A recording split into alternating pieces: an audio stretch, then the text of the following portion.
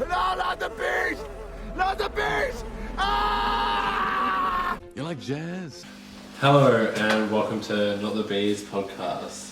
That is Sahin. And I am Anthony. I was waiting for you to say my name for you and for me. Like. We will get better at these intros.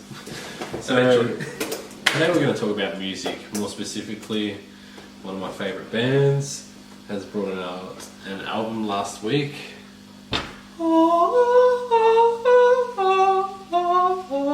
I haven't been able to listen to this one because my CD player doesn't work, but I've listened to the hell out of it on Spotify and YouTube.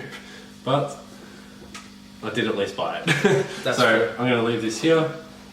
You can look at that. Slipknot, We Are Not Your Kind. So my first initial listen through this album, I really liked it, and I was taken off by it just surprised me a lot by how different it was and how much it progressed.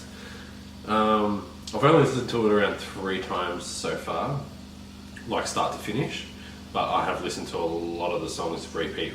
Like that's all I listen to. Like individually. Yeah, it's all I listen to. I haven't listened to other music since the album come out, and I don't know when I will go back because I don't know if I can go back. That's how much I've liked this album. It's actually really different to the other music. Like the DJ's getting in there a fair bit with Spiders. You got the intro on the piano. You can Which tell sounds having a lot of fun with this one too. like the intro on Spiders with the piano. Like it's got that nice eerie. Kind of reminds me of Halloween. Yes, Michael Myers. Yeah, It reminded me of I've been Halloween. saying that as well.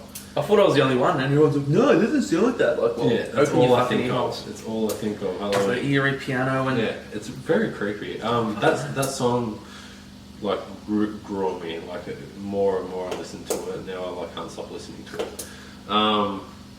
I was going to write down a favourite song I had for the album, but I couldn't write down one song. I don't know how to say this, if it's Nero Fort or Nero Forte, but I think that's got to be my favourite. That and Elias Funeral. Those two songs are amazing. Elias Funeral just brings out that much emotion. The way he screams liar, like, gets me every time. I have goosebumps for my whole drive while I was listening to this song. Like, it just sent a shiver. because Like, it's quite a depressing song. I think it was about like when he was going through his depression and Yeah. he had friends that didn't believe in him and whatever. yeah, he had a lot of shit happen to him. Like, they all have gone through a lot. Everyone in the band. But it's amazing. He doesn't just scream with one style. He will scream with like a little black metal type of scream at one stage of this song. He'll have the original Slipknot scream, and then he'll sing it. Like, this song is such a slow build up, and then it gets so heavy. It's probably the heaviest song on the album. It's kind of like Snuff, Yes. where it builds up slow exactly and like whatever, Snuff. but then it gets onto that like. Yeah.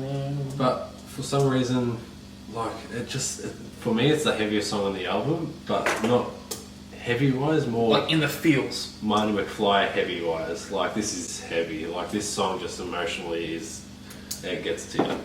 I feel your dog. Nero Forte is a hard song. Like, it's so fast, and it gives you everything that you loved with the old Slipknot, the 90s and stuff like that. Same with Orphan.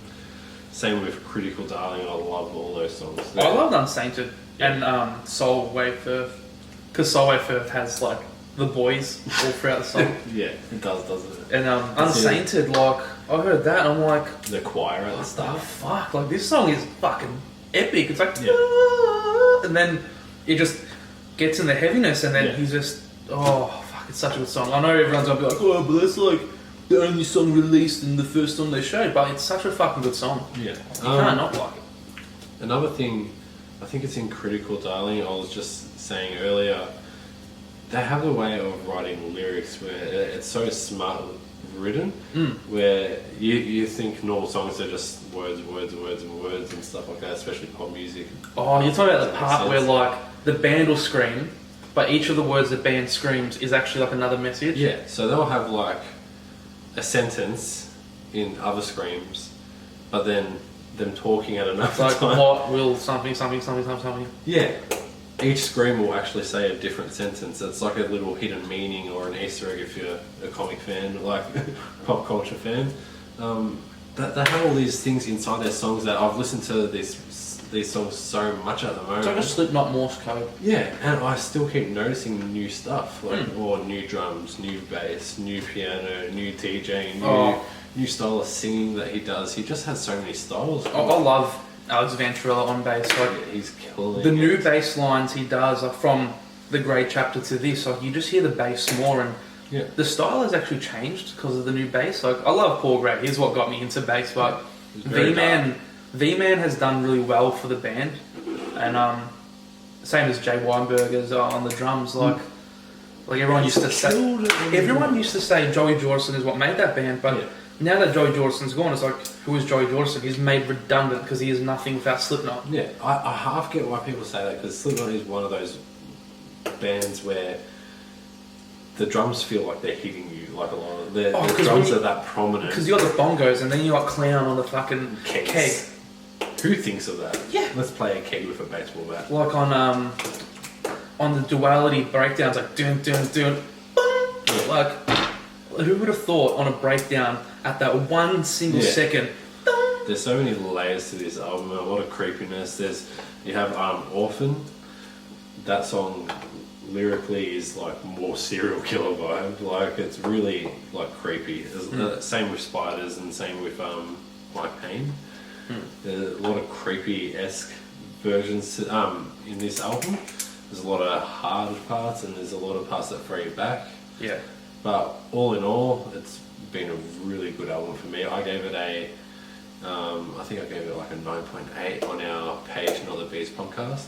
I reckon we should cover this before we go. Go for it. So I asked Shaheen a question earlier what his favourite song was for Slipknot. Do you want to start off with that?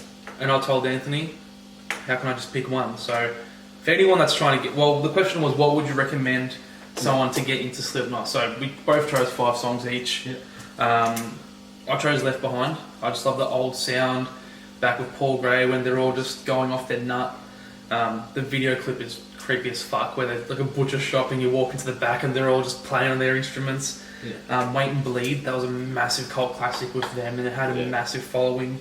Big time. Duality, that was a pretty, from Vol 3, that was a good song. Yeah. Snuff from the All Hope Is Gone album. No, All Hope Is Gone, I think. And then Unsainted from the latest album. Nice, you got a new one too. Beautiful. So I have a couple ones that I'll quickly go through. My favourite song all up is Eyeless. And then these are songs I picked for someone that hasn't listened to Slipknot before. These are things to get started if you would like to give it a try, and if you're not really into heavy-ish music, this is something to ease you in. So first I got Snuff, which is a soft song, very, very soft song, and he does it on acoustic amazingly. Very personal song as well. He does it at the Paul Gray tributes as well. Oh man, and he breaks down in it too. So Spiders from the new album, very creepy song, not heavy at all. Duality and Psychosocial, they're a bit heavier, but they're the more known songs as well. Slipknot are a crazy band that they have a lot of feeling into them, and they won't write songs if it doesn't mean anything to them. And you can't listen to Slipknot and not feel it. Like I'm at work. I know you should not do this. It's an OH&S hazard, but I usually have one headphone in while I'm driving the forklift. And I'm listening to Unsainted, and once those drums kick in, I'm playing the drums on my legs. I'm like, oh fuck, I should be steering this forklift, but I'm into this song. That's very metal if you crash it though. Yeah, into some heavy metal racks. But alright, so that's it for us today. It is getting late. I've got work tomorrow. You got work tomorrow. Yeah, I know. I've got to wake up at 5. I've got to take a shit as I'm well. Leave by 5 in the morning. I've got to wake up at 5. Fuck me. So here we go. Thanks for listening, guys. And for more on us, go to Not the Bees podcast on our Instagram, Facebook, and YouTube. See you later. Have a great night, guys.